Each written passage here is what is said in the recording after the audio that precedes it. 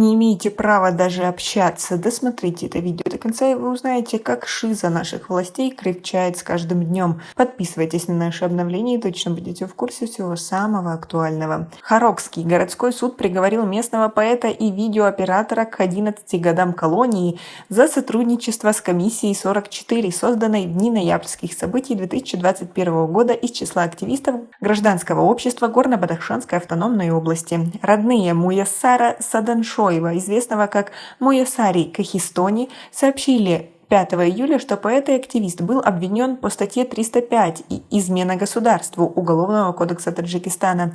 За это преступление предусмотрено наказание в виде лишения свободы на срок от 12 до 20 лет с конфискацией имущества. По словам близких Муяссара Саданшоева, они решили не обжаловать приговор суда, поскольку у них нет сил на дальнейшую борьбу. Как стало известно, приговор 28-летнему Муяссару Саданшоеву был вынесен 24 июня, но об этом стало известно только сейчас. На следующий день после суда Саданшоев был этапирован в Душанбе. Власти приговор поэт Кухистани не комментируют. Во время судебного процесса было сказано, что Муяссар занимался видеосъемкой и размещением в интернете заседаний комиссии 44, сказал в беседе один из близких осужденного поэта и активиста. Как вы относитесь к такой ситуации? Свои ответы напишите нам, пожалуйста, в комментарии. На прошлой неделе суд города Душанбе приговорил 2 членов комиссии 44 Худжамри Перназарова и Шафталу Бекдавлатова к 18 годам лишения свободы. Приговор был оглашен 29 июня за закрытыми дверями.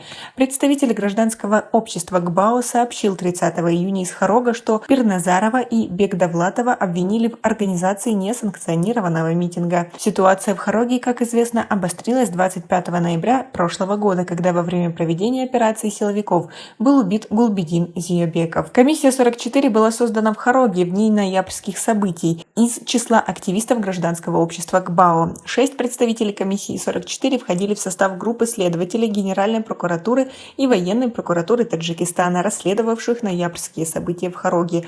Около 10 членов группы были задержаны в Хороге в конце мая после операции силовиков в Хороге и доставлены в Душанбе. Источники тогда сообщили, что их подозревают в получении денег из-за рубежа от представителей оппозиции, живущих в Европе.